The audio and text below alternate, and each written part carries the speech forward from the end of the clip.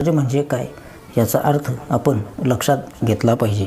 आज हिंदुस्थानात स्वराज्यासंबंधाने जे वादविवाद होत आहेत त्यात मुख्यत्वे करून ब्रिटिश लोकांच्या हाती असलेली सत्ता एकदम काढून घ्यावी की क्रमाक्रमाने याच प्रश्नावर सगळा भार दिला जातो.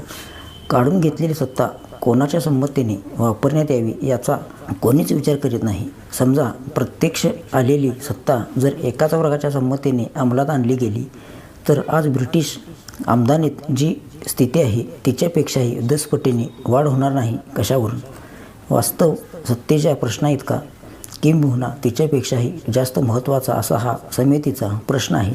आणि ज्या अर्थी आमच्यातील स्वराज्यवाद्यांनी जो मुद्दा गौण म्हणून त्याकडे दुर्लक्ष केले आहे त्या अर्थी ज्यांना जन अपवादाची किती पर्वा आहे हे उघड आहे.